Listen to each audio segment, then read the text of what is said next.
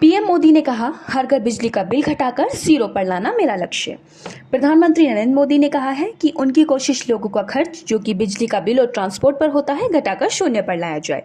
उन्होंने यह भी कहा कि तीसरी बार केंद्र में सरकार बनने पर इंडिया को दुनिया की तीसरी सबसे बड़ी इकोनॉमी बनाना उनकी प्राथमिकता होगी। उन्होंने कहा कि वे चाहते हैं कि हर घर की छत पर सोलर पैनल लगाए जाएं, इससे घरों को बिजली मिलेगी, जिससे इलेक्ट्रिसिटी पर आने वाला खर्च घटकर शून्य पर आ जाएगा। पीएम मोदी ने कहा, मैं 3 चीजें चाहता हूं। पहला, हर घर का बिजली पर होने वाला खर्च जीरो हो जाए। दूसरा, हम अतिरिक्त बिजली को बेचकर पैसे कमाएं। तीसरा, हम ऊर्जा के मामले में आत्मनिर्भर बन जाएं। उन्होंने कहा कि घर में रिन्यूएबल एनर्जी की सुविधा होने से आम आदमी पेट्रोल और डीजल पर पैसे खर्च करने की जगह स्कूटर और कार को घर में चार्ज कर सकेगा। रिन्यूएबल एनर्जी के फायदे के बारे में बताते हुए पीएम ने कहा कि रिन्यूएबल एनर्जी और इलेक्ट्रिसिटी व्हीकल्स के इस्तेमाल से वातावरण स्वच्छ होगा। इससे पेट्रोलियम प्रोडक्ट्स के आयात पर अरब डॉलर की बचत होगी।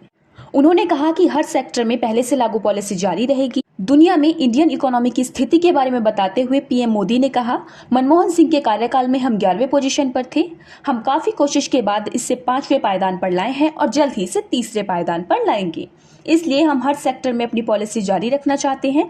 उन्होंने यह भी कहा कि उनकी सरकार अगले 5 साल में इंडिया को स्टार्टअप हब, मैन्युफैक्चरिंग हब और इनोवेशन हब बनाने की कोशिश करेगी।